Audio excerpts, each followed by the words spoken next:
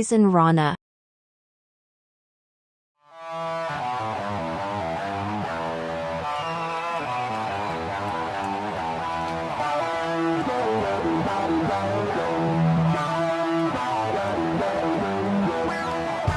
First time in a long time, but back like I never left. Taking each day as it comes, you know me, I don't read ahead. Watch me burn down everything, BDE on the TV set. When I'm in control on the road, you can never really know what's up next.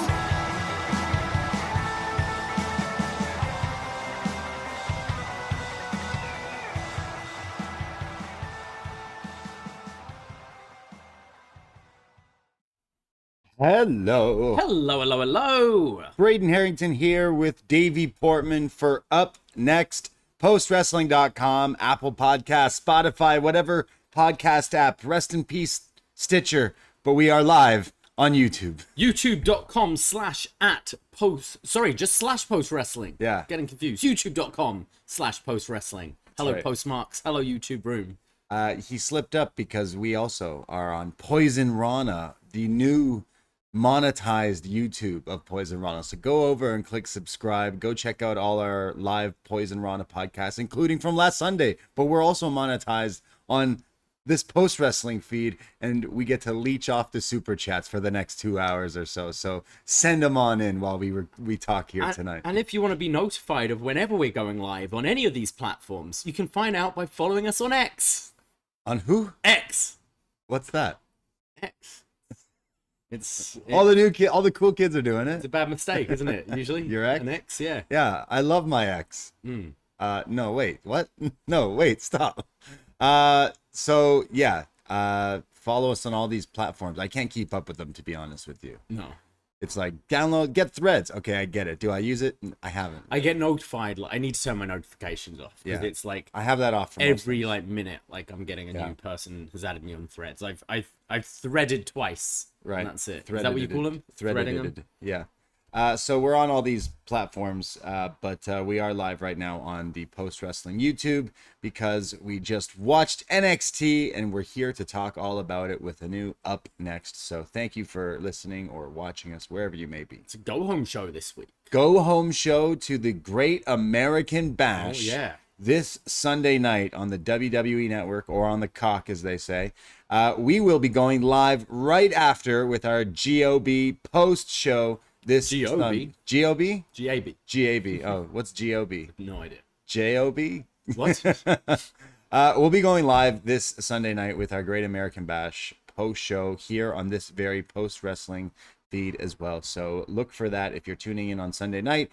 Watch the pay-per-view, PLE, and then come hang out with us in the YouTube chat or check the podcast later Sunday night. So looking forward to that. And we'll break down all the matches and some predictions at the end of the show as well for this Sunday. So Absolutely. Great American Bash. Yeah. Exciting. There's been some great moments in Great American Bash history. Common didn't really mention it, I don't think, but a few days ago was the anniversary in 2006, the Great American Bash. He beat Rey Mysterio for the world title. He did say on the They show mentioned he's something had, about that? Yeah. he's had some good memories. Some good ones there, yeah, because he beat Dirty Dom's dad. Is that so? Was that what did he beat him for? The world title. So that was number 6 for him. I As King. he was King Booker. Okay. Yeah, I love King Booker. So good. But yeah, great moment. What about Ric Flair? I don't think he Terry should have Funk? won it a 6th time. Just because now he's like, I feel like he's won it a few more times after that. I feel like he's won it more than 5 times. I think he just had 6. Correct me if I'm wrong. I'm pretty Six sure. times. Pretty sure Booker T was 6-time world champion. I love King Booker. That was a great time in professional wrestling. That's when I was not watching. Yeah, 6-time world champion. So we'll be chatting maybe some new Great American Bash memories this Sunday night. So tune in to that show as well. But like I said, follow us on all the podcast apps or YouTubes or whatever it is that you do use, and search Poisonrana because we have our own show every Sunday. We just did one where we talk everything about wrestling, like blood and guts, some G1, some more AEW, some Punk, some Brian Pillman going to NXT possibly. Which might be more of a reality at this point now. Looking at some, it sounds like today. it. Yeah, it sounds like he's going to be starting end of August. Yeah, pretty crazy. And tons of other stuff. And we won't be doing a new one this Sunday because the Great American Bash is on Sunday night. So instead, we'll just kind of tack on some thoughts on week that was. We'll cover afterwards. mainly the Great American Bash on the Post Wrestling YouTube, and then any thoughts we've had on whether it be G1 highlights or stuff from AEW or WWE, we'll throw in there as well. Yeah, for sure. Sunday night, join us. Lots and lots of podcasts, because we also have our own patreon.com/PoisonRana. And if you are a fan of the Golden Lovers, then this show is for you, because we did a best match ever Golden Lovers, looking at Kenny and Coda, the Golden Twins, the Canadian. Oh yeah, this was one of my Japanese favorite shows guy. we've done. Yeah, this was awesome. Awesome matches we were talking about. Yeah, we got deep into the kind of the history of the whole like story of these two, and then some of their best matches, and we kind of highlighted them, and we linked the matches as well of what we kind of talk about, rate, review, and we picked the best ones. So this was quite a fun podcast. So if you're into that, Kenny and Coda, and a lot of New Japan matches, and as well as the Bucks matches, some singles matches in there as well. Stuff from DDT Yeah, as well. all over the place. Pretty fun. But also, we're celebrating a lot of things this week, because not only is it your birthday in just a couple of hours. This is true. This is how you're spending the end of your 30. You're turning 31. Am I right? Turn 32. You're turning 32. Turning 32. I'm born in 91. 91. Okay. You don't seem sure yourself. I don't know. I'm turning 33. No, you're not turning 33. That's not math. I'm 33. Yeah. Aren't you 2 years younger than me? So I'm turning 32. You're turning 32. Yeah, that's math. Gotcha. Yeah. So how are you enjoying the last hour or so of your 31st? 31st? Yeah, so far so good. 31st was pretty good. Got to do a lot of fun things. Yeah. Got to travel a little bit. We got Yeah. to go to lots of wrestling, some good concerts, with a podcast about NXT every week. So you're turning WrestleMania star sign, right? Nice. Is that a good one? No, it wasn't a great No, it mania. wasn't. Oh, That it's was not good. Roman Triple H. Wasn't it? Oh, God. Yeah. So this year's going to Shane suck. McMahon, Undertaker. So I'm gonna take some unnecessary bumps. Rock, Eric Rowan. Oh yeah, true, right, yeah. Great Wow, mania. that sounds great. Yeah, I'm ready to celebrate being 33.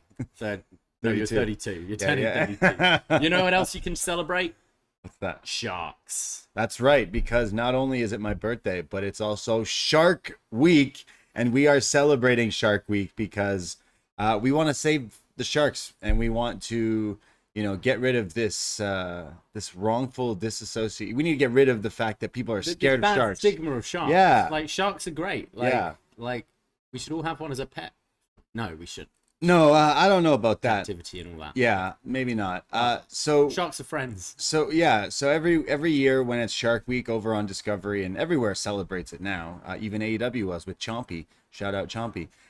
We also celebrate here. We've been celebrating for a few years. It's in our catalog on the Patreon. We did Deep Blue Sea with LL Cool J. Mm-hmm. My hat is like a shark's fin. Then we did Sharknado. Yeah. And then this year we put it to a vote once again to the Facebook group, the Poisonrana group there. And it wasn't unanimous because some people voted for the Meg. Someone voted for Free Willy, which isn't even a shark movie. Yeah, someone voted Flipper as Flipper, well. yeah. I wanted Open Water. Maybe Open next Water? year. Yeah, okay. Well, the one that started them all, the King Daddy of shark movies, Jaws, Oh, yeah. is what we will be looking at this week over on our Patreon as well. So, The film that really kind of skyrocketed Spielberg's career.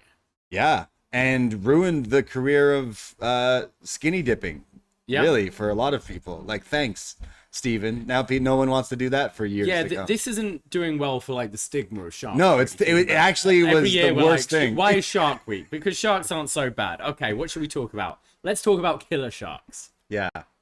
So we're talking about Jaws. We're going to need a bigger boat. This review coming out on our Patreon. Hey, Davey, do you want to hear a shark fact? Go for it. Great white sharks look for prey with high fat content like whales and seals to maintain energy levels and body temperatures. Baron Corbin called himself the Great White Shark today. So does he see Gable Steveson as someone of the high fat content? Maybe. I don't know. He didn't really have too much. Once a great white shark grew to be over 8 feet long, and that's when they switched from a diet of small fish to sea mammals. Great whites are only 8 feet. I mean, I feel they'd be bigger than that. like 12? Yeah, I thought they'd be pretty sizable. 8 feet. That's what, like, just Yeah, they a got little one. bit bigger than a moss. Yeah. I thought they'd be bigger. There's one in the Ripley's tank in And the Great Toronto. White's the biggest, is it? Well, like the Meg is or was, I guess, but like there were bigger ones, but now The Meg is real. there were Megs, yeah, Okay. allegedly, but yeah, there How were. big is a Meg? Oh, the Meg. Yeah, 18 meters in length. Yeah, that sounds more like it. It's a good time to like try to get rid of that stigma of sharks because there is like we keep saying there's been shark attacks lately and like New York area, New Jersey area, randomly there's been shark attacks and they're like, what the hell? Like this is not happening here. And this scientist, this shark expert, I know we're going to be talking about shark experts on the Jaws review, but the shark expert, it was on some article I was reading saying it could be your swimwear that attracts the shark. He could be like, this looks like this to me, and they're saying that for some reason colorful things like life preservers that are bright colors attract them and they want to eat them. So if you got like bright I'd pink, be in trouble because I wear a lot of bright pink, if you get dumped in the ocean and you're wearing your bright pink, if you're wearing your watermelon shirt, you are toast. There's been a lot of pink in the city this week. Yeah. Because not only have we had Barbie come out and everyone's going out to see Barbie, but Pink was playing on Monday. The singer Pink. So just so much Pink. Yeah. I wouldn't be safe with sharks because I like colorful. This is just like a few people's opinions, like a few different things, and it goes back to some scientific stuff saying like depending on your things, that's why certain people are getting eaten. But I don't know about that. I went to get a coffee the other day, and the barista was like, "Oh my god, are you going to see Barbie later?" And I was like, "No." I'm like, "Oh," I was like, "No, I'm just dressed like this." You just wear pink.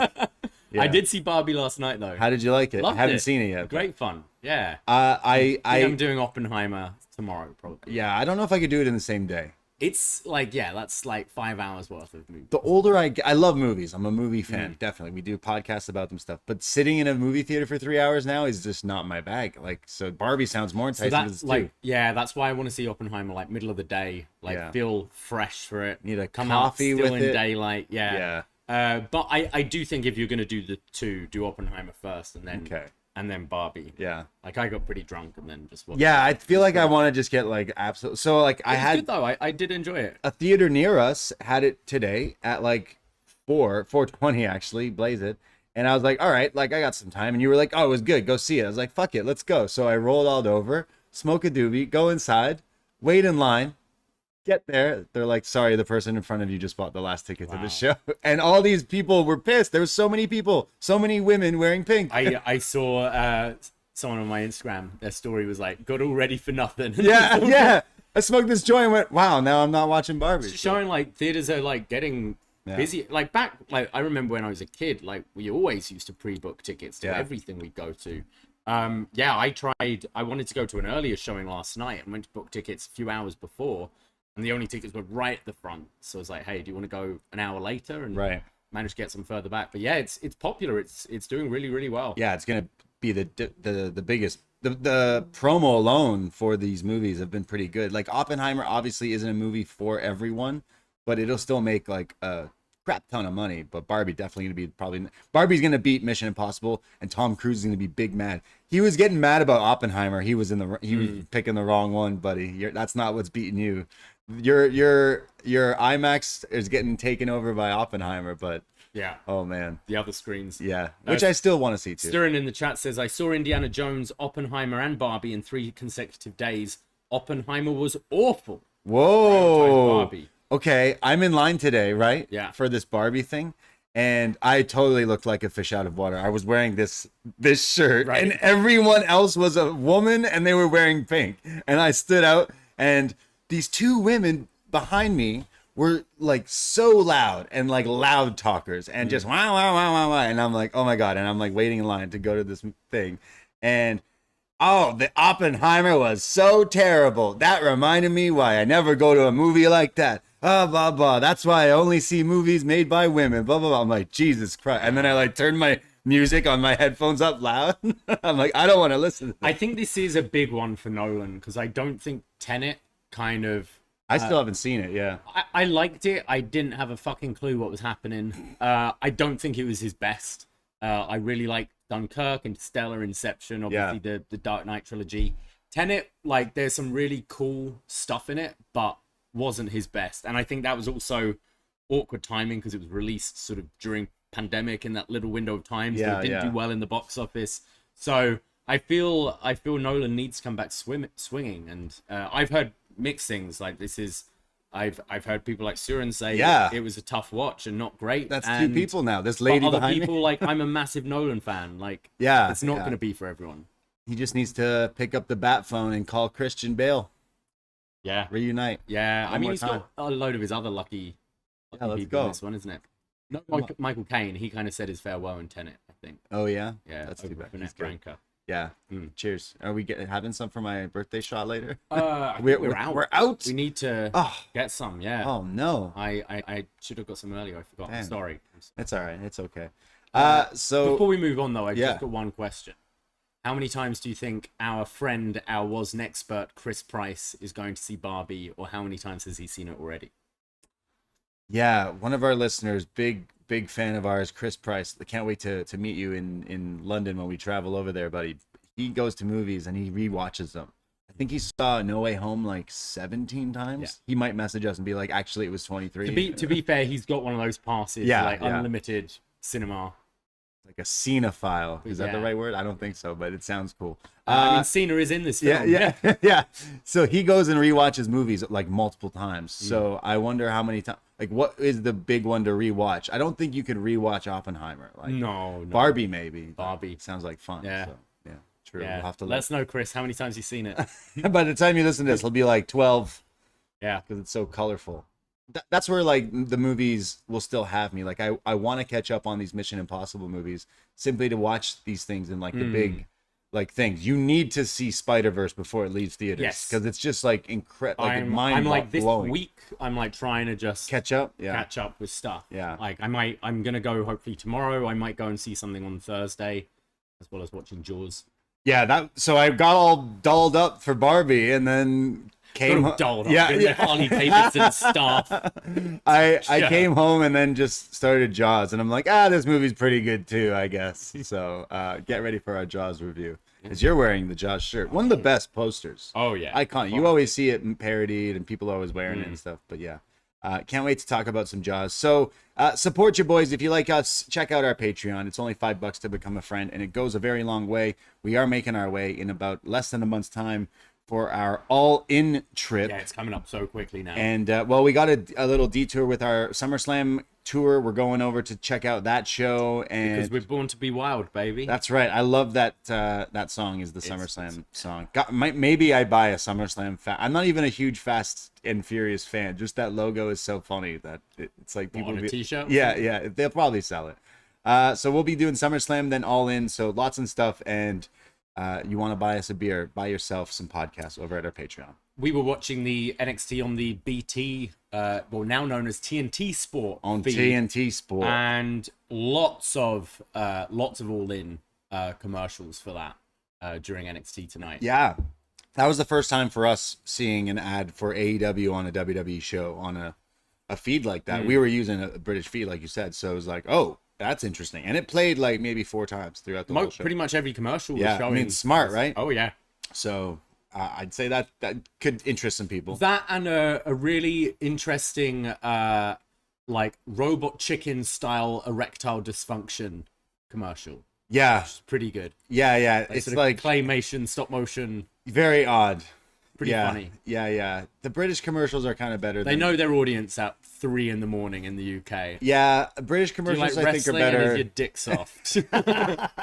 You might need this. You might need this. And you want to go to All In? Yeah. And then it's pizza usually or whatever. Wow, we really need that Blue Chew sponsorship because that would be the perfect segue right now. Yeah, Blue Chew. What happened? We need to get on that for sure. I'm trying to think of what else because it has passed me. But I'm sorry. Yeah, it's all right. It's all right. Yeah. You'll forget more the older you get. Now Yeah, you're now I'm old now.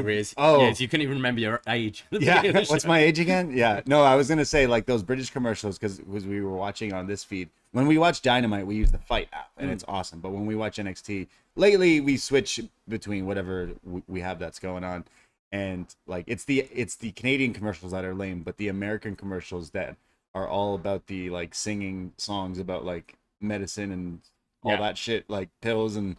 What Ozempic? That whole thing is still going on. Yeah, it is bizarre, like the differences between like Canadian, British, and I can tell you what station we're watching, like which, because like the commercials are so different. You don't get those kind of drug commercials in the UK like that. Yeah. Don't take this if you're allergic to this. All of that. Lots of gambling in Canada commercials now because it's been. Those are terrible. Always a gambling commercial. Yeah. With Aaron Paul and Jamie Foxx. Yeah. Who says he's doing okay now, so it's okay. We can make fun of it, but he was like, what happened, Jamie I don't know. He doesn't say what happened, but he said he was like in some some dire health situation. The Bronze Son. Did you hear about that? Oh yeah, true. It's pretty scary. Yeah. Kid's 20. Yeah. Look after yourself. Exactly. Yeah. Be safe. Drink water. Should we get into NXT? I think so. Yeah. Let's do it. Yeah. Let's try and get this in before you turn 34. Or was it 33? 33. 32. WrestleMania Dallas. NXT live from the Capitol Wrestling Center in Orlando, Florida, July 25th, 2023. And we open up with the Judgment Day. Rhea and Dominic Mysterio coming out. Rhea says that Judgment Day runs WWE. We have Finn going for the World Championship at SummerSlam. We've got Send Your Money in the Bank in Damian Priest. And then as Dom starts to speak, loud boos coming from the CWC. He says, Mami is the greatest women's champion of all time. And Rhea says, Dom is the new North American champ. And the look on all your faces, all you neckbeards freaking out when Dom won this title. Dom says, I finally made the Mysterio name relevant. And there's chance of cut the mullet. And Rhea says, no, his mullet is glorious and fantastic, and I love it. That is facts, yes. It is quite glorious. She says, Lyra Valkyria stepped up to me, and I was impressed by that. When Wes Lee's music hits, he comes out, and he's pissed. Oh, yeah. Completely different attitude here. He says, I cannot stand to see that title in your hands. I made that title mean something. Defended it well over 200 days and put my heart and soul into that. Yeah, did he say 269? Nice. I think so, days? yeah. That's crazy. Long run. Yeah. And it is the longest reign, is it? Or yeah, American it is. Yeah. It did flip-flop around for quite a while. Yeah. And to think I lost it to you, and you best believe I want a rematch because we need a new North American champion tonight. And this is when Mustafa Ali comes out and says, Wes, I have love and respect for you, but Dum, I have none for you. You steal things. You steal titles. You steal catchphrases. You stole your daddy's 619 and your other daddy's frog splash. Oh. And you stole my title opportunity and allowed this clown to drop the ball. And Wes is like, yo, what the fuck? Calling me a clown? He's like, I'm sorry, man. I'm frustrated. I was in line and this idiot cut in line. And I warned you, Wes, to not take that match, but you're too stupid not to. Oh. And Wes smacks the mic out of his hands and gets into Ali's face. And Dom says, this sounds like it's a you guys problem and not a mama and Dom problem.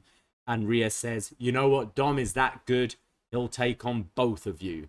And then there's a bit of a scuffle. Dom gets out of the way and Wes and Ali start to have a little bit of a fight here. Yeah. And so it's confirmed later that we are getting a triple threat match for the North American title on Sunday. Yes, the Great American Bash. So triple threat, kind of Dom inverting himself into the match. I think everyone was dying to see, but we're still getting it in some way because it's still happening with two of them. We're just it's even better now because Dom is on it. Like it's improved, I think, personally. I hope we do get that singles match on TV I hope so, afterwards. Yeah. But I think this is fun. I think the use of Judgment Day on NXT makes so much sense, especially kicking off the show. If you're tuning in, like this is what's drawing more people in. The numbers seem to be pretty good on NXT recently. And I do think this kind of Dominic Mysterio thing is helping them. So I thought this was a good open, and I liked Wes's extra, like his new attitude here, being pissed off after losing it. He's been a bit too nicey at times. Yeah. And I think Ali is still playing the kind of like cheeky dick baby face quite well at the moment. Yeah, I like when Wes isn't trying to be funny or cool kind of thing. He's way more like better when he's just kind of himself, I'd say. Like this, it makes sense. He did have this crazy reign. He had some awesome matches, and he basically is saying whatever a lot of people were saying last week of like, of all the people to take it from this crazy great reign of the workhorse title here in NXT, and it's Dom that takes it, is kind of funny. I think it's the right thing though. Yeah. Like I think we might see something similar with Orange Cassidy when he eventually loses that title. It's not because he's necessarily been outworked. It's that his whole body is just broken down from this long reign, and you can use it for a real slimeball heel to take it off of him. Yeah, and it's good. And Dom definitely is like one of the hottest things going with the Judgment Day. It's almost like as soon as the next year or so, like I'm visioning that the bloodline kind of ends full stop with Cody beating Roman in Philly. I imagine the Judgment Day is like their secondary storyline that they're kind of looking at here, where you build these characters up so much that eventually you turn it into like the similar stories of interwar and civil wars and stuff. Yeah, so I imagine like they stick together for quite a while, and I think they do bring interest, and it does make people talk about this show that maybe weren't talking about it before. So I mean, you watch Raw, and they're just all over it because you got Finn's story going on, Priest's story going on, Rhea in the women's division, Dom with whatever he's doing. They're in like every hour of the show, and clearly doing well for them. And I love Ali being like, bro, I literally told you on camera, you should not do that. Yeah. There's like 4 of them. Yeah. They'll probably steal it from you. Nah, I got this. Well, you fucking idiot. Dumb. We see Tony D'Angelo backstage with Mackenzie Mitchell. He says, this is a lot better talking to you this time. If you remember, she interviewed him in prison. Oh, yeah. So, I mean, at least he had someone to talk to. Yeah. He says, it feels good to be back. The reception I received last week, I'll never forget. And seeing Marky Mark take a nosedive into the cannoli was a lot of fun. Stack says on Sunday, they're going to reclaim the streets. And this is when Lucian Price and Bronco Nima walk in and say, what streets? We've never heard of you until we came here. And we're going to come for you after Sunday if you win those championships. And Stack says, yeah, well, in some neighborhoods, we work quietly. And challenges them to a match later tonight. So it's going to be the Tony D'Angelo family against Lucian Price and Bronco Nima. What he was trying to say is he was pretty much quoting a really popular and once astonished poet who said, real G's move in silence like lasagna. Lil Wayne. Lasagna's silent, is it? There's a silent G in lasagna. Oh, I'm with you. So okay. Somewhat of a missed opportunity for 2 Italians to say that line specifically, but he half said it, so I'll give him that. Yeah, lasagna, extra saucy. Always extra saucy. So this is like the Sopranos now. So there's 2 different streets. There's so many streets. We cleared the streets of Legado. We cleared the Mexicans, the Puerto Ricans. We've got to get the Scottish out of the streets. We got the Scottish streets. And now it's the Puerto Rican, are they? Yeah. Well, what are these guys? These guys are Puerto Rican? What are these guys? I think they're from like Texas or something. I don't know. The guy's name's Bronco, so. Yeah, I don't know. They speak Spanish, don't they? And then we got these guys from Italy or New Jersey, I guess. I don't know. So there's many streets in NXT. Right. Yeah. Gotcha. Yeah. We see Lyra Valkyria being interviewed, and she says she's been in NXT for a little over 7 months now, and I need to know where I stand. And I've been watching Rhea since NXT UK, and she's the measuring stick. I know she's been watching me too.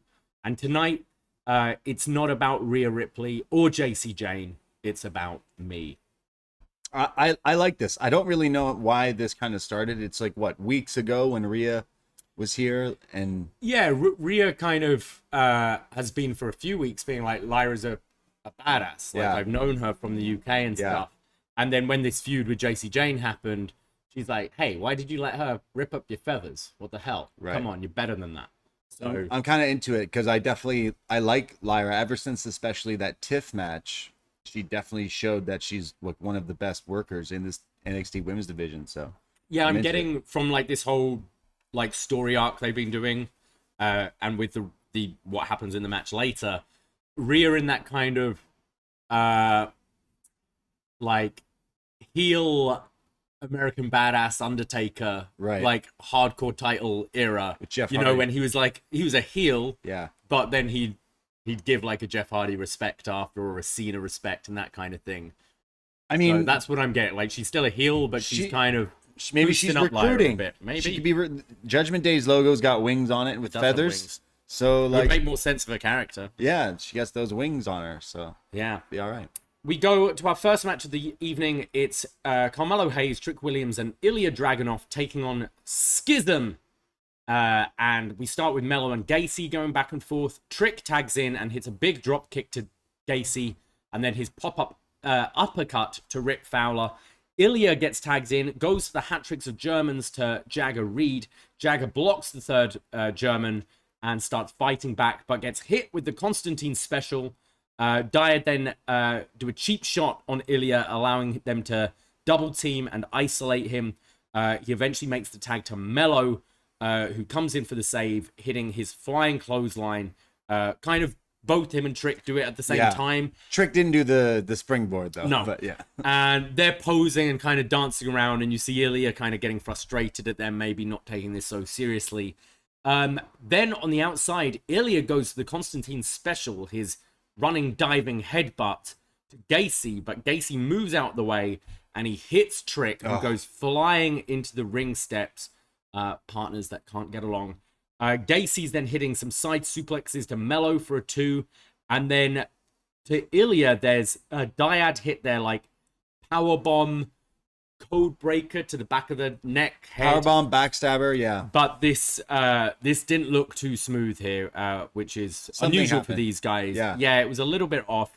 Kind of landed it on Ilya's neck.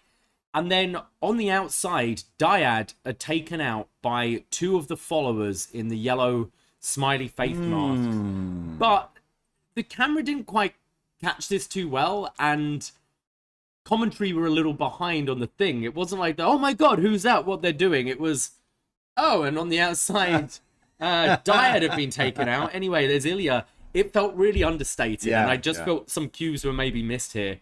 Dragunov is then in the corner setting up for Torpedo Moscow when Melo tags himself in and hits the nothing but net for the win, and Dragunov looking disappointed here as Melo kind of stole the win away from him. But yeah, I like after the match there was Trick getting like all pissed off at Dragunov for hitting him, but I thought considering the 6 involved in this didn't quite hit.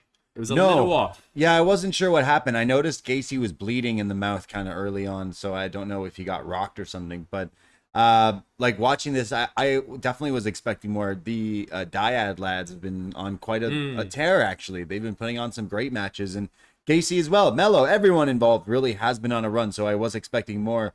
But this was just used as a launching pad for the storyline of can they coexist. Trying to get a bit more juice in the Melo Dragunov thing. Which it's kind of played out, I guess, so it didn't really move numbers for me or anything like that. But no, I just felt everyone's timing was slightly off on this match, and I felt the finish there the followers thing just was completely missed. Who clearly are the Creeds. Yeah. Very odd. But yeah, not the best here, I didn't think. Yeah. We then go to a video for Tiffany Stratton, who says, "Some people are just it, and I am it. At 24 years old, I am this fab and nowhere near my prime yet. I run faster, I lift heavier, and I look way better than everyone else. I'm the hottest one here." Yeah. And at the Great American Bash, my first premium live event as champion, and I didn't come this far to have it taken away by some 19-year-old brat. And yeah, the girl has energy. She's like a human energy drink.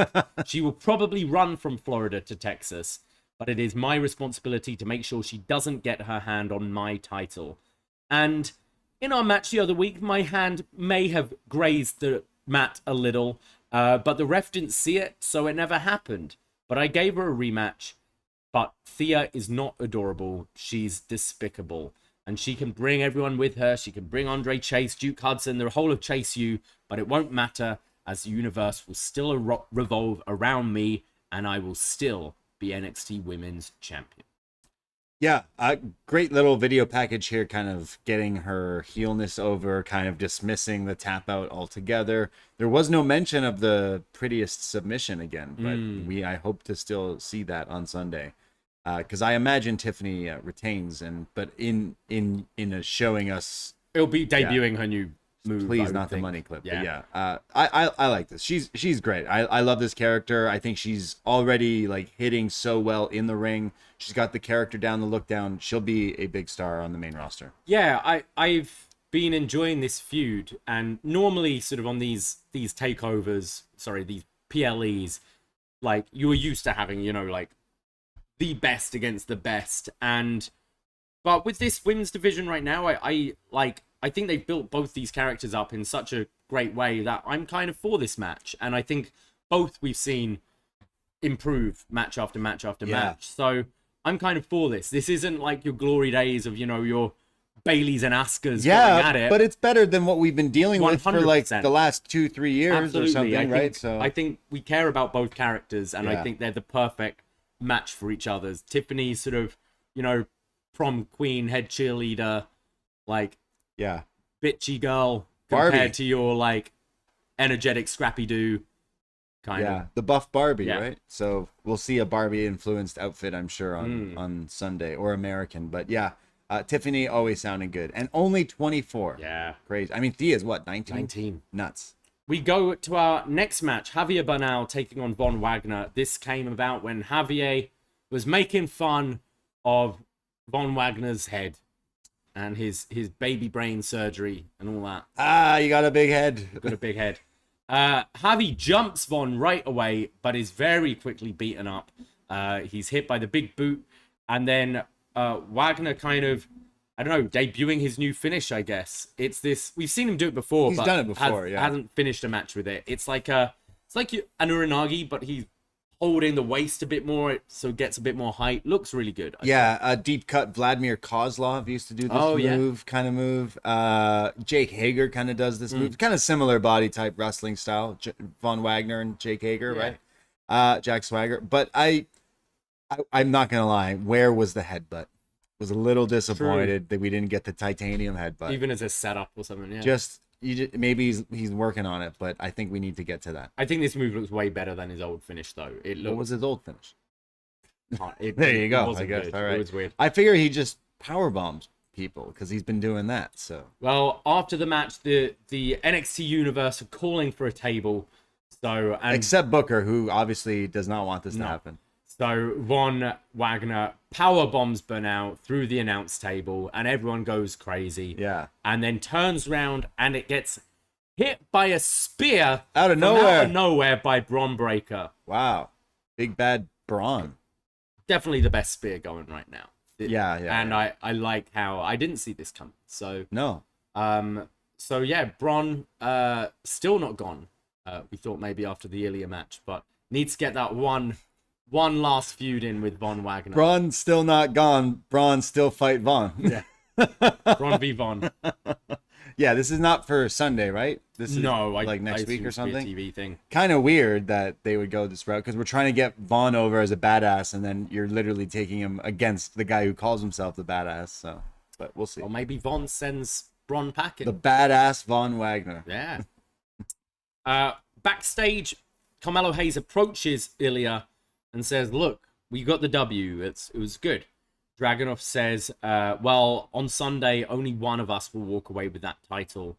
And then Trick comes in, all hot-headed, and pushes Ilja. And Ilja's like, look, things happen. It was a mistake. It was just collateral damage. Trick makes a comment about how Dragunov has a big head.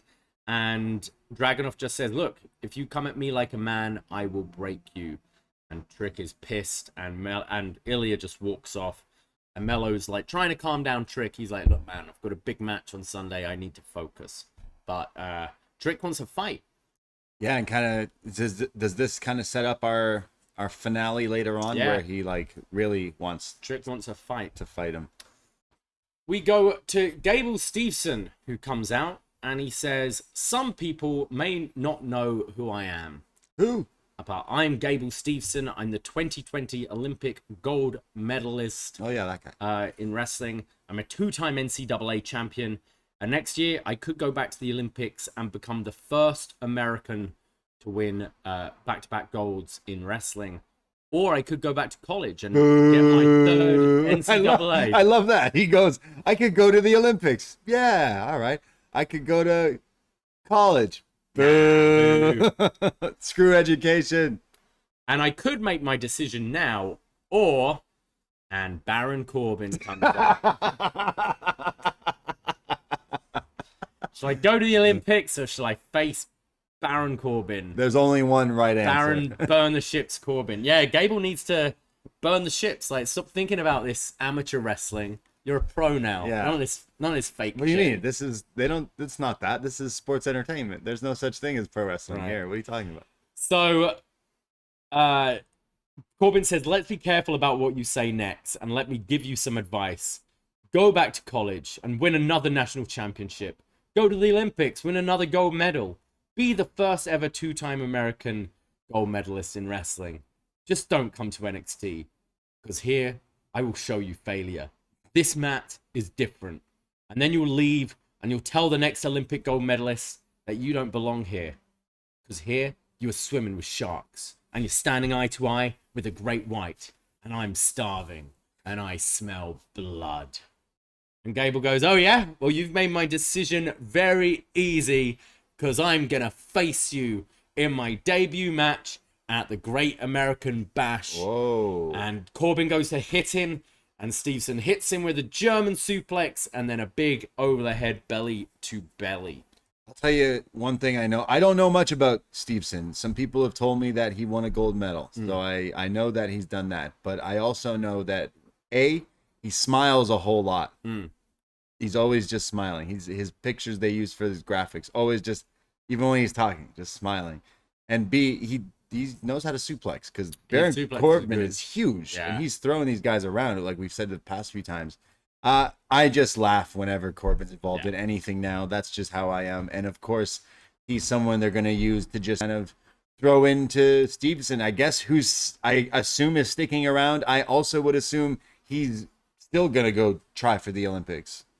Yeah, I don't know. I think in a way it does make sense, as you said, because of Corbin's size. Seeing this guy throwing him around on Sunday will be impressive, and also he is a name people know on the main roster. So it's when you're showing those clips, it's not him facing some nobody in NXT. It's like facing a main roster guy. Yeah.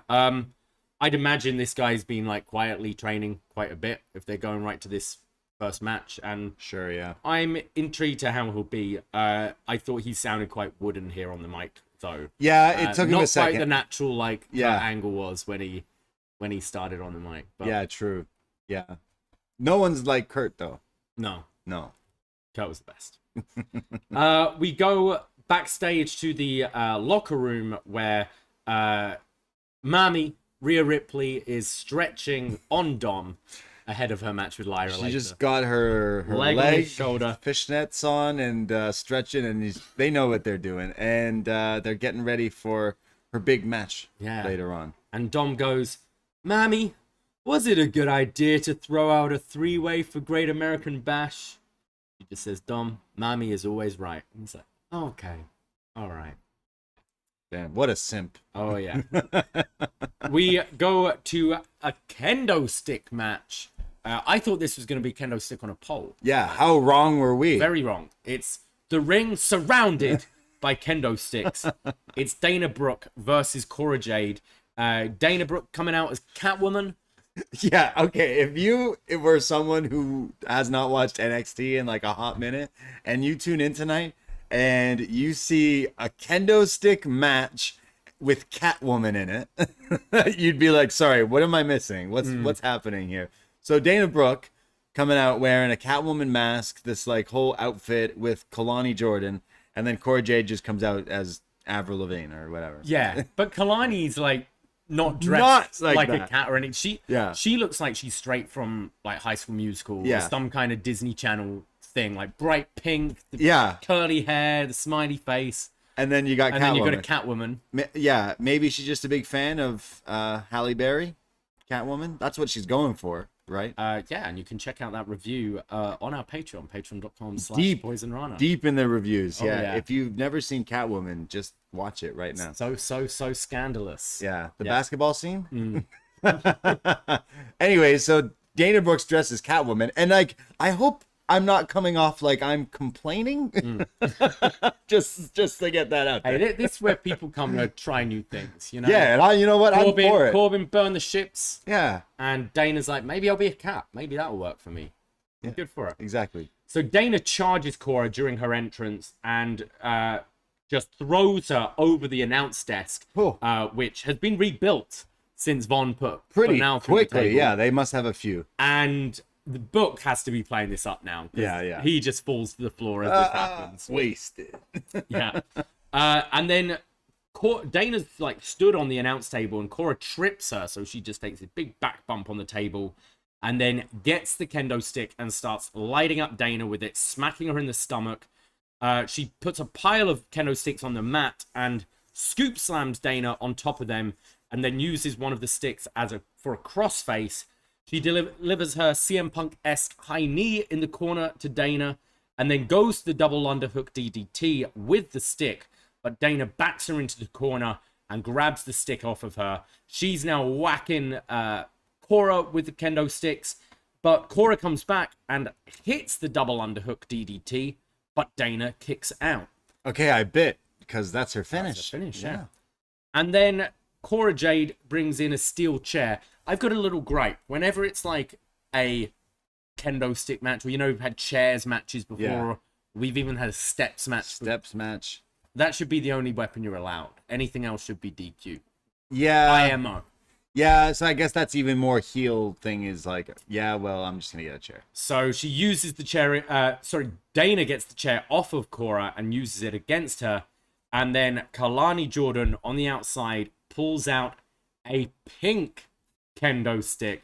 You know it hurts more when it's pink. Yeah, let's go, Barbie. Hands it to Dana, and she starts whacking Oh. Cora with this. Some of these sounded like they stung a lot. Yeah, okay, like say what you want about wrestling and contact is you could tell that this was whacking her with it. The thing was busted up Yeah. and getting broken. Vic saying he's seeing splinters flying and everything. The splitters of my eyes. She then piles a bunch of sticks on top of the chair, hits a vertical suplex to Cora on them, and then follows up with the Swanton Bomb. And Dana Brooke pins Cora Jade. 1, 2, 3. Yeah, the gymnastic Catwoman hardcore icon, Dana Brooke, here with a big win. You know what? I was expecting absolute nothing from this match, and I kind of got into it. So, you know what? I think Kudos. it was both of their better outings for Yeah. a while. Way better than their first match. I always find it funny when you've just gone from something like Blood and Guts last Wednesday, and then you're seeing a NXT women's kendo stick match. It's like Yeah. WWE hardcore, like the brutality just isn't quite there. Yeah, it's not quite. But I thought they worked a way better match here than their first one. This should have been sponsored by Barbie or something, shouldn't it? Yeah. The pink kendo You'd stick. feel like there's sponsorships with like Tiffany kind of gives she's worn the Barbie gear stuff before. This here with the pink thing. I don't know. Maybe they don't violence in Barbie. I don't know. Different audience. True. Yeah. I think their promotions Women they already power, did though. a lot of. Yeah, that's true, yeah. They do have WWE Barbies, right? Remember they came out with a few of them? Possibly. I'm pretty sure they did. Yeah. I would not I don't have any sadly, but that You're should gonna be start getting into it now. like that could be one that would make a lot of money if you put like Trish Stratus Barbie. WWE Legends Barbies, right? Like Lita. Baron Corbin Ken. Yeah, maybe I wouldn't go at Cena, obviously Yeah. Cena, right? But yeah. I like this kendo stick match way more than I thought it was. Yeah, me too. I thought both. We've been hard on Cora Jade recently, and Dana Brooke, and I thought both were way better than they've looked in recent weeks. So what's Dana gonna dress up as next time? She's gonna change up. Like, is that it? Like, she's now defeated Cora. Does she stick around? We'll have to tune in. There's not really any. We need these. We need Sonya and Chelsea to come to NXT for a defense. Like Dana and Kalani could. Matt Cardona. Them. Yeah. Melo then goes into the goes see Ilja in the locker room again and says, look, Trick isn't happy about that headbutt that happened. Ilja admires the friendship between the two of them, but tells Trick that if he wants to call him out, he will face him tonight. But if Trick sticks to his challenge, he will break him. And on Sunday, I will break you. I will break you. Yeah. We then cut to Dempsey and Gulak's dojo, where they're training Miles Bourne. And Dempsey just has him in this submission. And Gulak says, these athletes are built for speed, but they're not built for toughness. And this is when Damon Kemp enters and says, yeah, well, I'm tough and I'm looking to train with tough people.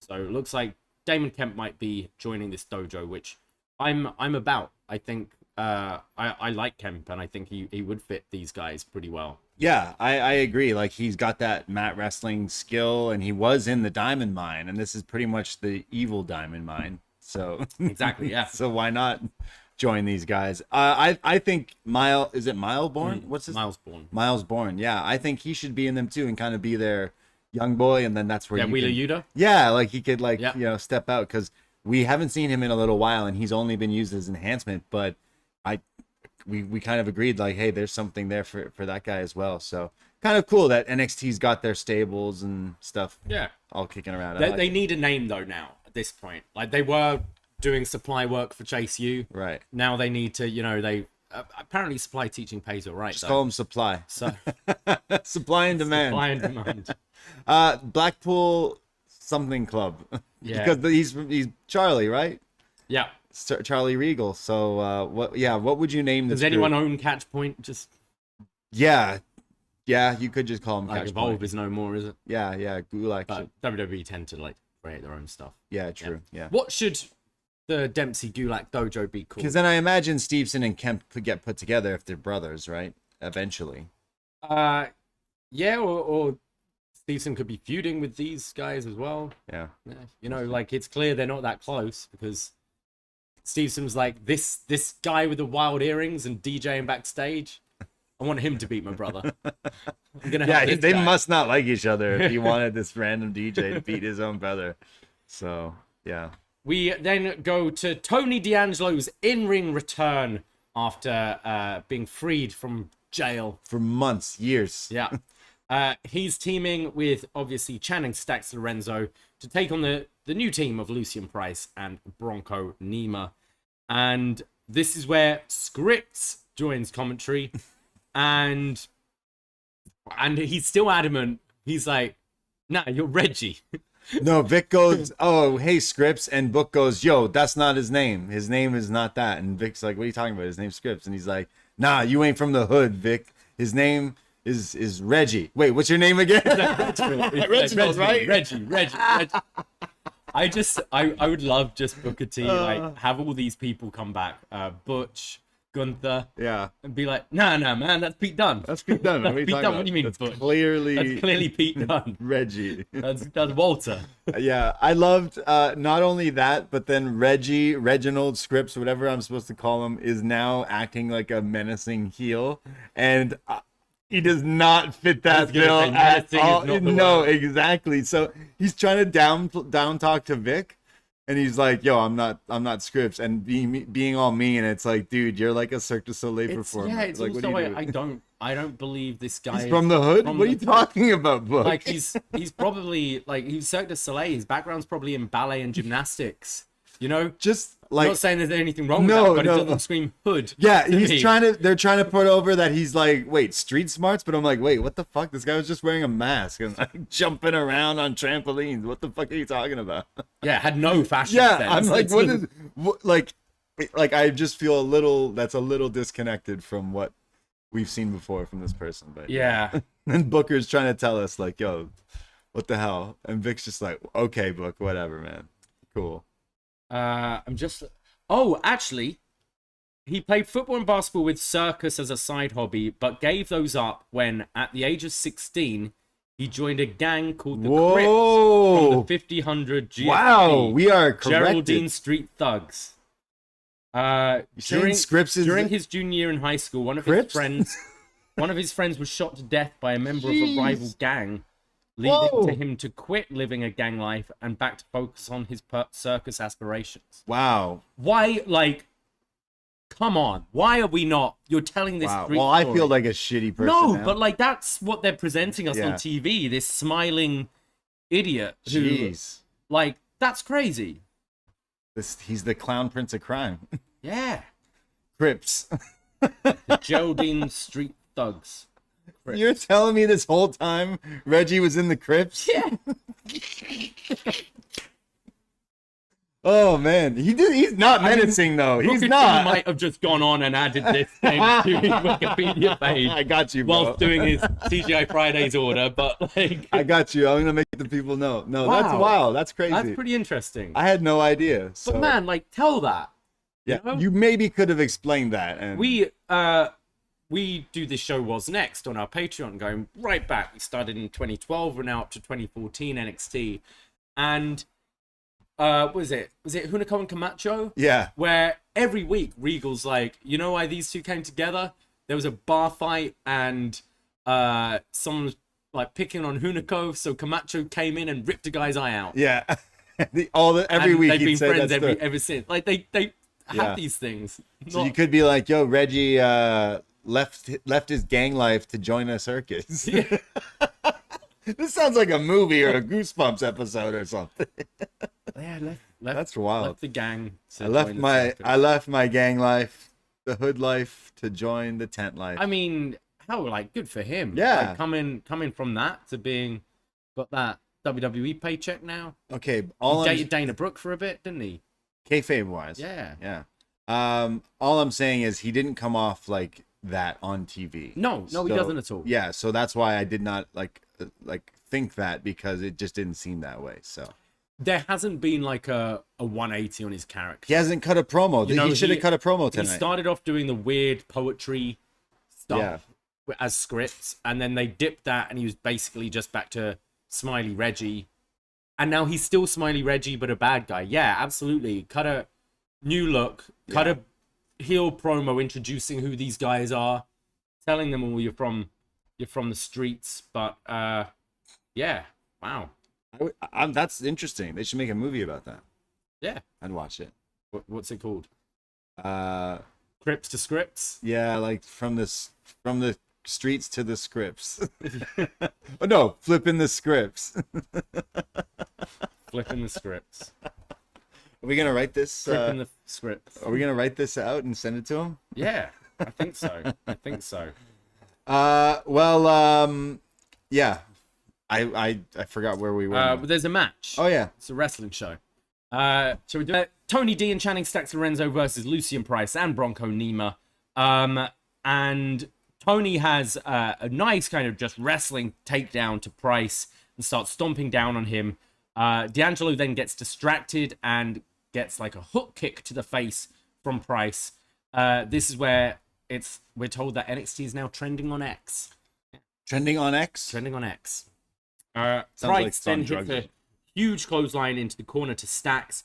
Bronco Nima comes in and drapes the leg over the back of Stacks, and they start to isolate him for a while, but he comes back with the diving uppercut off the second rope, and then from out of nowhere, Axiom drop kick Scripps off the chair. Booker is like, wow, this is too much today. Scripps goes flying. Come on. He runs into the ring, but Stacks throws him out of the ring. This allows Axiom to just hit a tope suicida, taking him out on the outside whilst wearing his sweet turtleneck. Oh yes. Does Yes. him and Ilja shop at the same places? Him, Christian, and Ilja. Yeah. Yeah. Oh, what a trio. Stacks then tags in D'Angelo, who comes in with some clotheslines and his own suplexes. A big spine buster, but Nima breaks up the pin. And then Tony and Stax hit the bada bing, their kind of flapjack backdrop to pick up the win. Still hate that move. So bad. It's like the Hardys used to do that in their move all the time. It's just like the lift up. Yeah, it's a transitional kind of move. So kind of weird. But nice seeing. Other than that, I thought Tony and Stax looked good in like kind of a quick match. Kind of weird to put in these two big, scary street thugs into a match where they lose right away, like on their debut. So there was somewhat of a distraction thing. Their second debut, sorry, they debuted last week. Yeah, I mean, I agree, but you like Tony and Stax are absolutely the ones who should be winning this. They should be winning on Sunday as well. I think Lucian Price is a bit more impressive. He's the one in the wrestling gear, right? He's a little smaller than Nima. He's got a good look, like good looking dude, like kind of jacked, like was kind of running around the ring, like looking a lot better than I thought than Bronco. But Bronco didn't do a whole lot. Yeah. Did a few of the like big man moves. Yeah. But yeah, we'll see. I'm trying to see. They're from Oakland, California, so I don't know how they're from the brought hood, the streets baby. together. But yeah, maybe they're Crips too. mm. Should be careful what we're talking about. They come after us. Yeah, and I'm not the highest on Tony D's ring work, but I'm kind of glad to have him back. Yeah, he's gonna win the titles for sure. Yeah, I think they're beating Gallus. After the match, Gallus comes up on the screen. I think this was from Big Daddy's. Wolfgang in a green bandana. Green, yeah, just not patterned, just plain colored green headband, hair bandana, just all. Oh my God, what was going on with this? Christ, Wolfgang. What was going on with this?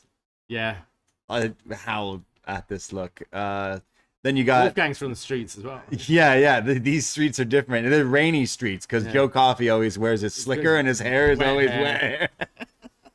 It's like I've had like How does he keep it wet like that? Down. It just gets in your eyes. It's he just annoying. loves it in that exact place in front of his face. He has it there, and his raincoat. And then you got the other guy who's just happy to be there. So I gotta admit, I was distracted by Wolfgang for most of this promo. But they basically say you're never getting these titles, and it's always Gallus Boys on top. So the tag title match confirmed for Sunday. Yeah. So can't wait. I think that'll be good.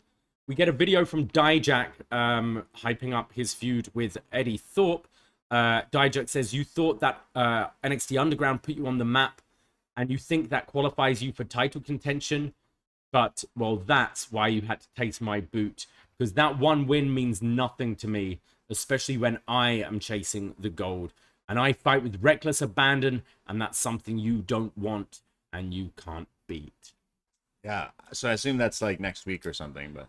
they didn't announce when the match is, so yeah, probably next week or week after, but this isn't at the bash. Yeah, that could be pretty good. Dijak's character's a little goofy, but the wrestling is so. And throughout the show, we were getting teased this thing that happened at a bodega. A little bodega, little like corner store, grocery store. Is this it? This is the segment this now? Is the segment. We see last night, Blair Davenport decides to go on, was this Snapchat Live or something, whilst shopping at this bodega in the middle of the night. Do celebrities not know that is not a good idea? That's not a good idea. Rappers have learned that the very hard way, to not go on. If you are a public figure, maybe you shouldn't tell people where you are all the time.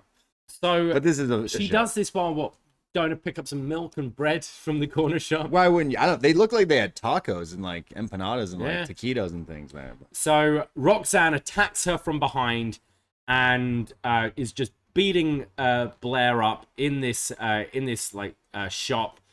She grabs a shopping cart and runs it into the stomach of Blair and then says, "Clean up on aisle 3." A bit of a callback from her mentor, Booker T and Steve Austin. I think that's the first thing that went through a lot of people's minds here, seeing Roxanne, Booker's student, in this segment, just like Stone Cold, And she's going, "This is what you wanted, right? This is what everyone wanted." And she leaves, as we're seeing, like, like the flashing lights outside, and it's confirmed we're getting a Weapons Wild match.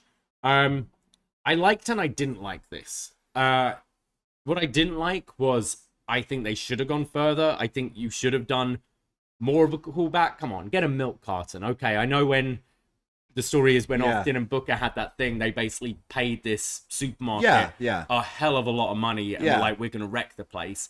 I get you're not necessarily gonna do this, but you could have had, you know, a carton of milk smashed over a head, or something like the eggs, or they knocked or some over kind of callback. Yeah, they knocked knocked into an aisle or something. They fought into like the drink aisle, and she knocked over a bunch of like plastic Arizona bottles, like Arizona iced tea. So I'm not saying that's doing a lot. They didn't damage any of the things. I just felt it needed to be messy. They both needed to be a mess. And Okay, so like, yeah, the Booker T Stone Cold grocery store segment is like iconic, but if I'm remembering correctly, it also has commentary. Yeah. Because it's supposed to be like live, right? I think that would have changed it. I think that would have made it better. I think Blair, they should have had a face-to-face in the ring because they're scared to. Remember, they did their thing via satellite or whatever, and Blair goes, "Nah, I'm not at the show. I'm live on Instagram. I didn't even go. I'm getting me some Arizona iced tea." And you see Roxanne fucking booking it. I know that grocery store goes one there. thing you wouldn't have been able to do, and that's why I actually quite liked about this, it was all the footage was taken from different customers. Yeah. And the security camera. Yeah. So it's like, think anything that happens today, people pull out their phones. Right. So, and you see from other like shots, you see like a woman in an aisle, like, oh shit, what's going on? Yeah. Filming. So they got this it's woman's phone. It's like WWE were like, hey, send us what happened. Yeah, like and that. they cut it with the. I thought that was quite smart instead of just doing the usual. Why is a camera there? It's hard keeping kayfabe alive these days, but you see that with actual events that happen. That I it's preferred- people from different points of view. I preferred when NXT, when they were like, fuck, Johnny's going home to get Grayson Waller. We better send a cameraman with him. Go, go, go. And that's what you do. You see Roxanne going, that's the bodega around the corner. I'm going over there. And then you just have one shot, and then you have Booker T doing commentary over it would have been awesome. I think you could have had it like Booker and Vic, like still have it as it was, but Booker and Vic watching it for the first time and calling. You needed Booker on it. it. Booker, I think, as well. But I liked. There were definitely things I liked about this. Yeah. I like how we said this with, you know, the TikTok videos and that kind of thing. Yeah. NXT definitely tried to be a bit more creative with how a lot of these backstage segments are. I know, like, AEW got a little out of hand when they like always needed an excuse there, and they've kind of backed away from that now. But I think NXT have found creative ways to do it in the past. Like, it's a good little, you know, nod to that grocery store thing, and it's something different to keep this feud. The Weapons Wild match is the match now that these two will have. I'm sure it'll be pretty good. I like their last match, and I'm sure they'll step it up even further. I do wish that because you went that route with the grocery store, we were expecting. People are obviously going to compare it, and it's like it's not even like nowhere near any violence or anything. Like, again, the only thing that got injured were possibly a few cans of Arizona, which, you know, does, you know, ruffle my feathers a little bit, but it was the mango one, and those ones can go fucking kick rocks. I can even imagine, like, after they sort of cut here, Roxanne going like, "Oh, let me help you." Like, let me help you know, clean the nice. store up here. Yeah, I'll exactly. stack those Arizona cans again. Yeah. Which one's your favorite? Do you get Arizona often? I'm not huge on Arizona. I really do. I love it. I had a what's it? There's that green tea with honey. Pretty nice. Yeah. What's the Palmer? Arnold Palmer. Palmer. Those ones are good. There's an energy one that's like a really good hangover cure. It's like a tonic or something, but it's pretty good. I don't do a whole lot of soft drinks anymore. But it doesn't have like fizzy in it, right? It's like no, but it's still a lot of sugar. Yeah, for sure. Fucks me up. I do love them though. We then go to Metaphor, who are in the ring for the Supernova 11 sessions. Noam Dar still doing his Linda McMahon impression. He's in his his tatty, ripped up suit with the Noam Dar figure in the top pocket.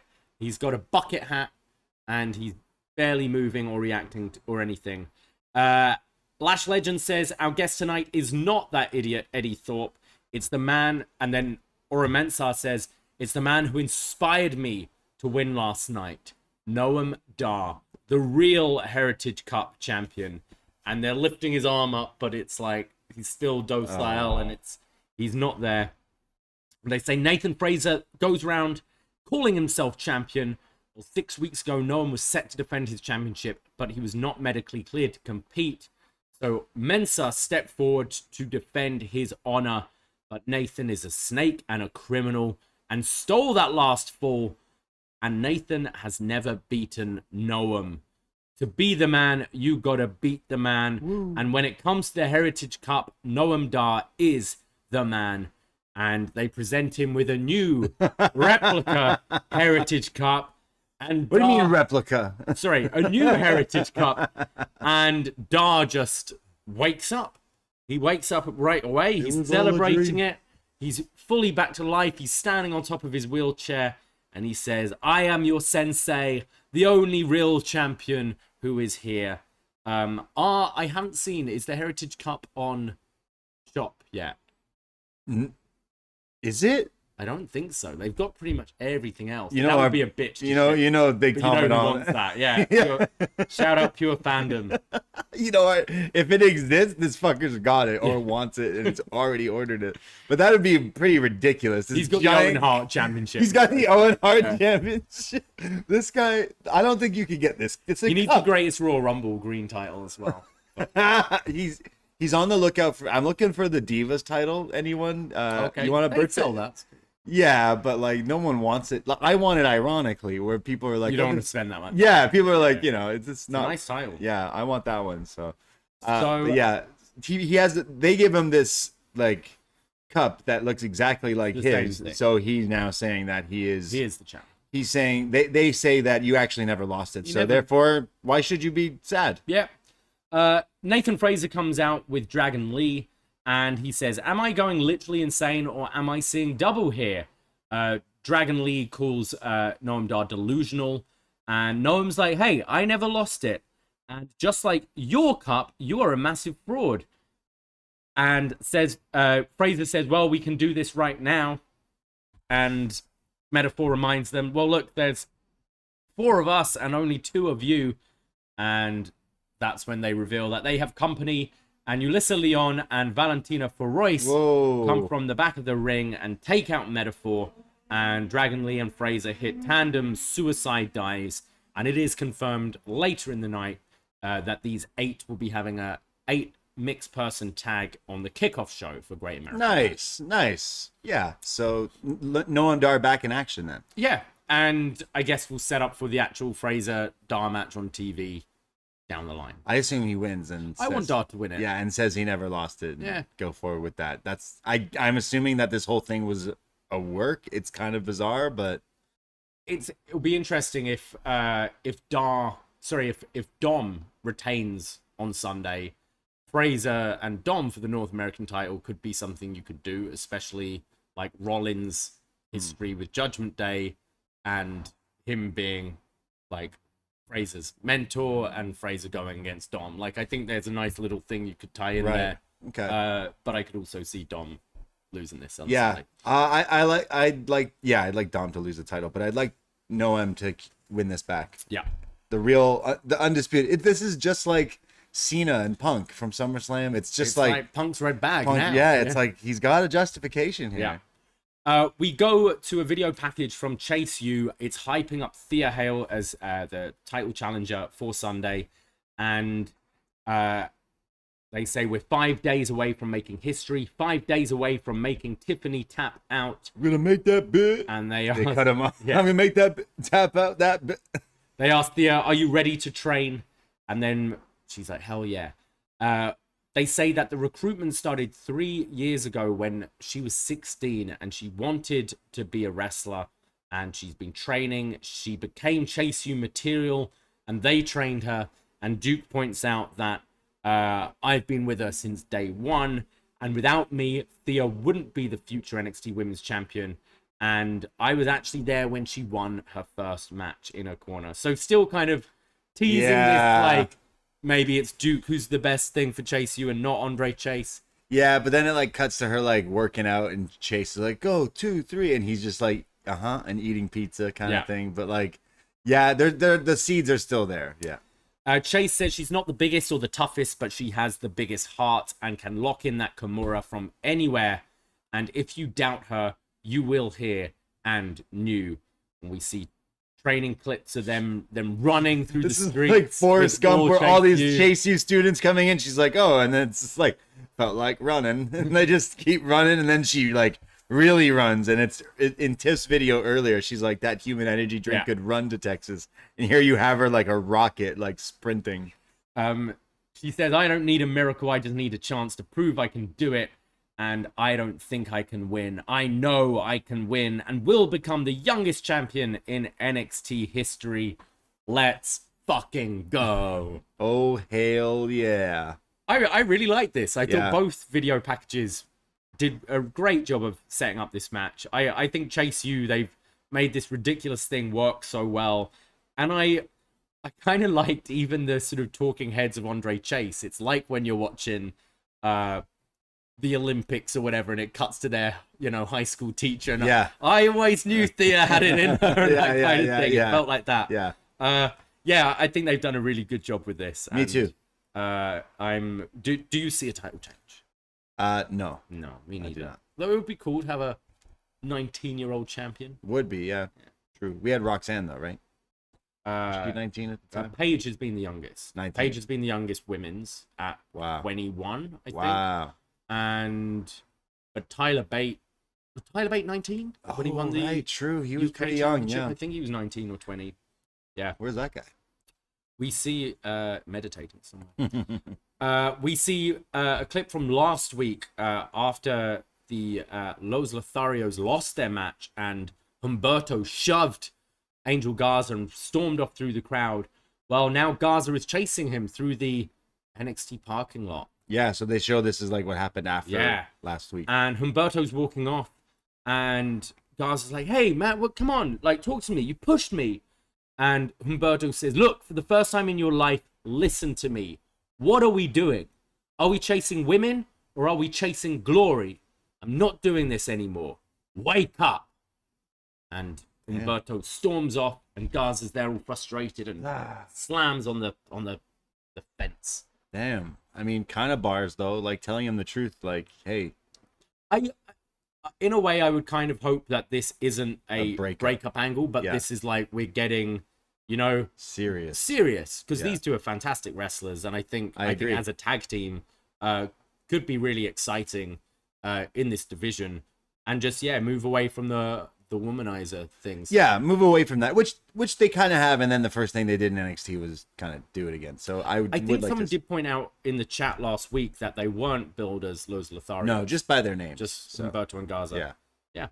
I hope they don't break up.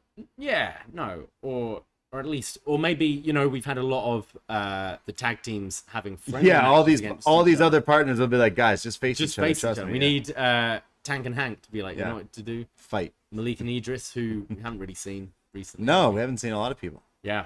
We then go to the main event of the night. Rhea Ripley taking on Lyra Valkyria.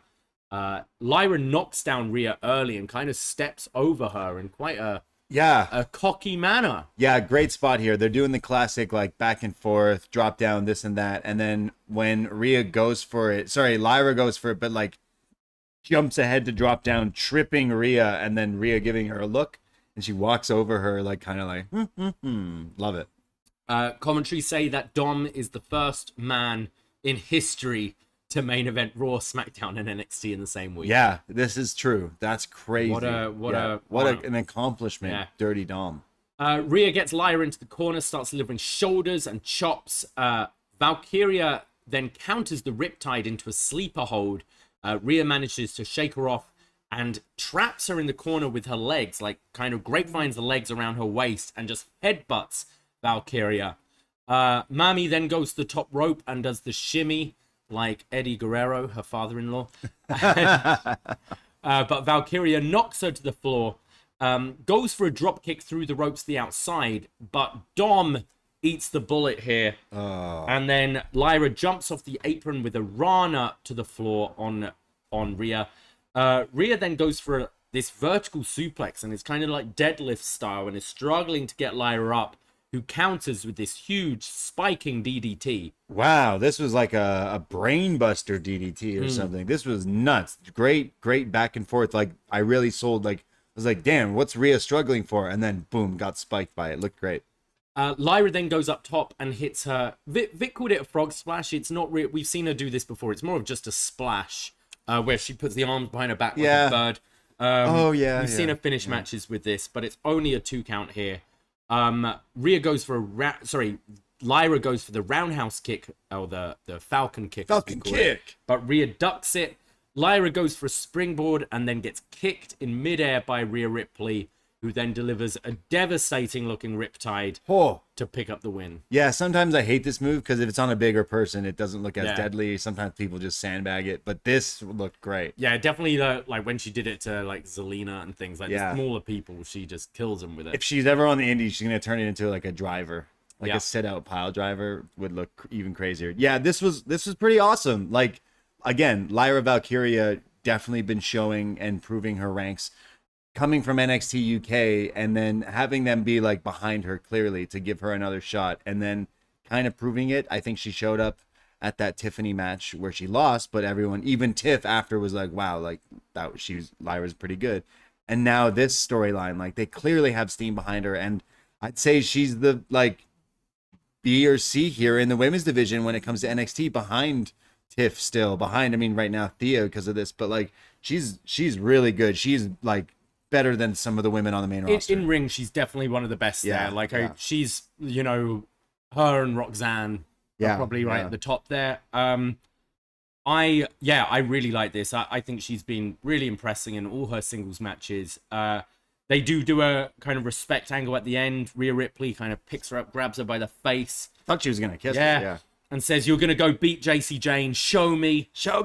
I kind of would like to see her join Judgment Day in a way. Yeah. You know, be under Rhea Ripley's wing. Pun maybe intended there.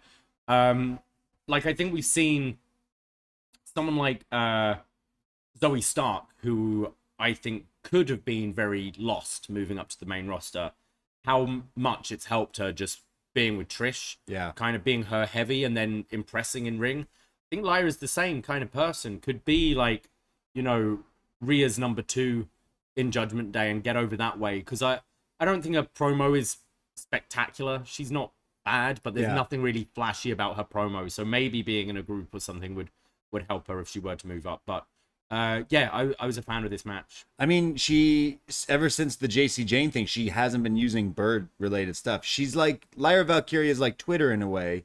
She's cut the wings, and she's just X now. She's just X. She's just Lyra. She's the X lady. Yeah. I think that she's great. I think Rhea Ripley is great. I want to see Rhea Ripley versus the men. Rhea Ripley's jacked. Rhea Ripley's got muscles on places I don't have places, and like we'll get Hervey Dom. You gotta get that match. Will be fucking huge. Like that match sounds awesome, and even bigger by the time they get to that match. Do it in Australia. Okay. They will treat her like the fucking god, but Dom will get booed. Stadium show. That. Absolutely. Yeah. I just look at Rhea. I'm like, man, you are a monster. I love Rhea. Rhea Ripley is getting so many like new fans just because of the way she looks and acts and stuff. So. She is starting to like break through. You know how many times someone messages me, "Who's this?" And I go, Rhea Ripley. I was on Tinder the other day. Hey. Other dating apps are available. Someone's profile was just like, "I love Rhea Ripley." Nice. Like, cool. Yeah. Love mommy. I didn't. Yeah, that's all right. We then see Trick Williams making his way to the ring. We get a rundown of the matches we are to see this Sunday. We've got Metaphor versus Fraser, Dragon Lee, Ulissa Leon, and Valentina Feroz in an 8-person kickoff match. Thea Hale versus Tiffany Stratton for the Women's Championship. Dominic Mysterio versus Mustafa Ali versus Wesley for the NXT North American Championship. Gallus versus the Tony D'Angelo family for the tag titles. Gable Steveson versus Baron Corbin, and Roxanne versus Blair Davenport in a Weapons Wild match, and Mello versus Ilja for the NXT Championship. So sticking to the 6-match card with a pre. With a pre, making it 7, yeah. Yeah. So Trick comes to the ring, says this Sunday Mello is going to take care of business like he always does and put Ilja's jersey in the rafters, but this isn't Sunday night. And tonight I want to fight. So Dragunov comes out. Trick gets the better of Dragunov right away. Yeah, He's beating down on Dragunov. But Dragunov comes back delivering chops. He gets Trick to the mat, delivers his knockout forearm blow to the face, and then sets up for Torpedo Moscow. But this time, Carmelo Hayes steps in and takes the bullet. So Melo's down, and Ilja gets on the mic and says, Carmelo Hayes, you are a man of honor, and loyalty is very rare these days. But hang on to your friendship with Trick, because at the Great American Bash, I will take your NXT championship. I will take your life. Yeah. That's what he should have said. That Russian pirate, Ilja Dragunov, that mustache goatee, like it screams heel to me. Yeah, this match should be really good. I think Dragunov should win, but then I'm also like, but no, Melo should win. So classic. I really don't think the build to this match has been really good, but I know it will bang, and I'm going to be very invested in both guys. So really I feel now like this added kind of Trick element is going to allow for some great near falls in the match, because I think you're going to have a moment where Trick maybe involves costs himself. Melo, Yes. and I think that's going to be a near fall like Right. you could really bite on. Right. I could see it going the other way. Yeah. Like, I mean, after SummerSlam is a time you sometimes have call-ups. I think last year's SummerSlam you had all those call-ups. He's already with, been on like, TV. Damage control and all that. Yeah. So He's already been on TV. So. yeah, so it could go either way, but I think the match is gonna be awesome. Yeah, hit or miss NXT, but it's a go home show. They're really trying to run home and promote. So like a lot of the videos I actually got into and made certain matches feel really important, like the Tiff and Thea match, like this main event match. I'm always so over the can they coexist kind of thing, but it's kind of paint by numbers, but I guess that's what they got with this story. But the match really does sell itself with that title match. But I thought they did a lot of good stuff, especially Judgment Day coming in again. It's pretty entertaining. Yeah, I thought this episode went by pretty quickly, and I really enjoyed that main event. Yeah, the main event was awesome. I do think it did a really good job of hyping Sunday's show, which looks good. I think. Yeah.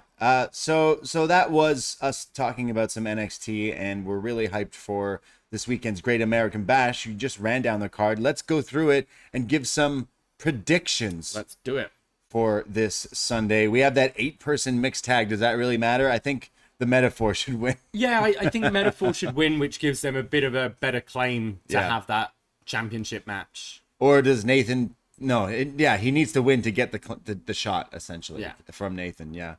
Leon can take the fall. It's fine. Yeah. That's why they're in the match, right? What about the Gable Steveson Baron Corbin match? I mean, it's got to be Steveson. Yeah. Although someone in the chat put a good point. Baron Corbin had Kurt Angle's last match and we'll have Gable Stevenson's first match. Wow, that's the link. Yeah. Wow, who would have thought? Why was that not brought up? Yeah. The last Olympic medal winner. Yeah. I thought I retired, and I'm going to retire you in your first match. I'm going to end your career before it's even started. I didn't even think of that. Why? Like, come on, that was so much better. I'll tell you why I didn't think of it, because I have that blocked out of my fucking memory because we were there live. I still cried seeing Kurt I went, Angle's wow, this is WrestleMania. This is great. Whoa, Kurt Angle's wrestling. He's retiring. Who's he facing? Oh. I remember he didn't even beat him with the End of Days. Oh. It was the Deep Six. It's going to be one of the worst piles of shit I've ever seen. It was so upsetting. This fucking guy retired Kurt Angle. Kenny Omega's just like, you fucking kidding me? This guy? Because Cena was there. Yeah, Cena was there in his 02, 03 gear and entrance music. Do a segment with Elias again. Oh my god. Oh my word. Yeah, what a missed opportunity. That's why I don't like Baron Corbin. And that's not even why. I just also hate him for that too. But anyways, yeah, he's getting beat by Gable Steveson, who'll use the ankle lock or the angle slam, I'm sure, in one of his moves. Blair Davenport versus Rock. This is kind of built for Roxanne to win, hasn't it? She's the little girl. She stepped up in a women's world, and she needs to. She almost got arrested, so in a way, because like it's on tape, you beat someone up. It's kind of like the the Jungle Boy story last year where he's trying to become a man. Jungle Man, and it's Roxanne doesn't want to be a kid anymore, so she's gonna beat Blair up with some weapons. I agree. The tag team title match, Gallus versus Tony D and Stacks. I think it's coming home. It's time for the fam. Yeah. Fam to win this. The streets are calling, and it's time for a change here. I think the Gallus boys will not be on. Mysterio taking on Mustafa Ali and Wesley in a triple threat match. I I think it's too early to take it from Dom. I guess, yeah. Business is booming. He could even defend this thing at SummerSlam. I think the cross promotion's like beneficial for both parties. Right. So I'm gonna stick with Dirty Dom. Okay, if it's not Dom, it's Ali, and then it's like I got the title and I didn't even have to beat you, kind of thing. It's not Wes, basically. Yeah, exactly. The NXT Women's Championship, Tiffany and Thea. We think Thea's. I think Tiffany's winning this. Sorry, I mean I think Tiffany's retaining. Yeah. I actually love Thea, and I think maybe after one day she will be champion because she's pretty good. But Tiffany right now is definitely on quite a roll. And then the main event we kind of mentioned Hayes and Dragunov. What's going to happen here? Because I do want Dragunov to win as much as I love Melo, or is it too early to turn Melo and Trick back to being bad guys? Yeah, I don't know. I think when I'm thinking of the other, like, who is left for Melo to really face, who's kind of worthy of being in that role. So maybe it is time. You tend to have the shorter title reigns with baby faces anyway. Exactly, yeah. He's had it a few months at this point. Yeah. He also had that long reign with the North American Championship, so it feels like we've had him as a champion for majority of his NXT career. Yeah. So maybe I'm talking myself into Ilja winning this thing. House of Dragunov this Sunday. I think so. We have some feedback as well from some listeners here that we can read before we sign off tonight. I'll read the first one in the Facebook group from Fire Frank, the BDE champion, who writes in quotations, "You're not from the hood. Why are you calling him Scripps?" It would be funny if Scripps was his like gang sign. Yeah. Looking at that now. Love that we found that out. Frank continues, "Fun show to finalize the card for the Bash. Rhea and Lyra had a bit of a banger in the main event. Catwoman Dana showed a lot of fire, beating Cora to a pulp with those stick shots. As Booker eloquently said, Dirty Dom is like the wind. Hope Roxanne didn't get arrested as she left through the front door as the cop cars were pulling up. Can't wait for Sunday. P.S. Happy early birthday, Braden." That's how badass she was. She's like, I know the cops are there and I'm just going to walk past them. 1 star on their GTA. She just walks off, doesn't care. We go to Magan. I hope he's recovered from last week's episode by now. Yeah, I hope he's okay. He says, first off, happy birthday in advance to Braden. Thank you very much. Yes, you've got 14 minutes left as a 36-year-old. He says, Judgment Day being around NXT is the double-edged sword. Yes, they move the needle, but it does overshadow the main title program. Don't get me wrong, Melo Dragunov should be a good classic, but their build got somewhat cut because of circumstance. Dom's direction for Great American Bash was obvious that a triple threat match for the North American title was in the cards. He won't have to get pinned to lose it. Mustafa Ali's been a bridesmaid for far too long, despite some potential fuckery. Rhea versus Lyra was dope. It went a long way to make her look strong in defeat. Roxy and Blair paying tribute to Booker T and Austin in that bodega brawl was cool, despite the constant camera cuts. Noam Does weekend at Bernie's homage ended with a Heritage Cup replica. Sean sure does love his unification matches. Solid go home. Nice. And finally, we go to Sean, who writes in here, really enjoyable show tonight to set up what looks for a loaded Great American Bash. The opening and closing matches were great, with a hard-hitting 6-man setting up the show's ending and making a heck of a case for Dragunov to win on Sunday. And Rhea and Lyra had a damn good match that showed that Lyra deserves better than her weird Irish bird lady gimmick.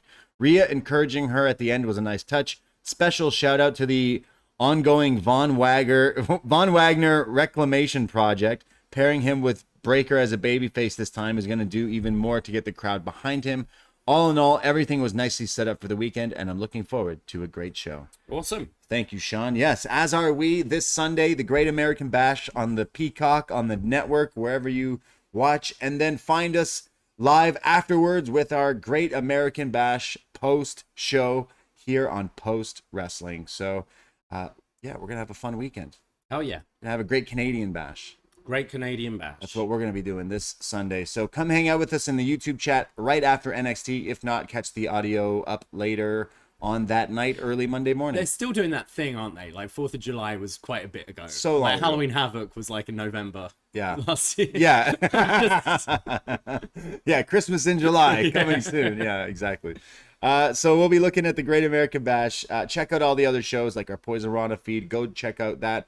All the socials at Poisonrana Pod, Twitter, Instagram, Threads. Oh, sorry. X. X. You got to follow that X. And then patreon.com/Poisonrana. It's only $5 to become a friend. And there's hundreds of different podcasts, movie reviews, retro NXT reviews, everything that we do. Go check us out. And it keeps the lights on here. So thank you, everyone, tonight in the YouTube chat and everyone at home listening, wherever you may be.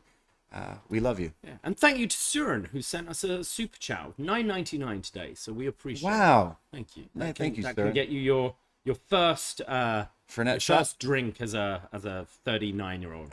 Yeah, all right. I'm 39-year-old. I don't know. You're doing the bit I used to do. I used to tell everyone you were 36. You're like, I'm 30. I'm 32 now. No. What, me or you? I'm turning 32. I'm 33, turning 34. Okay, so you're 2 years older than me. Yeah. Right. Let's go. It's the end of the world Ready outside. to Right celebrate. They're partying. They're revving up.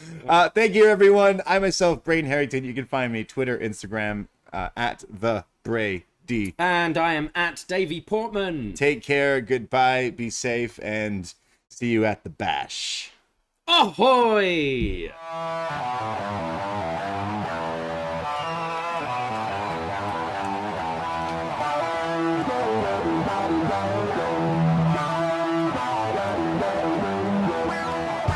First time in a long time, but back like I never left.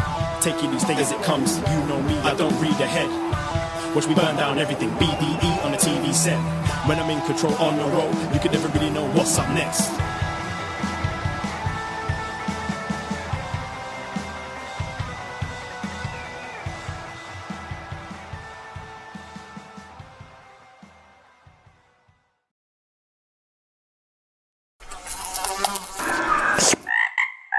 Poisonrana.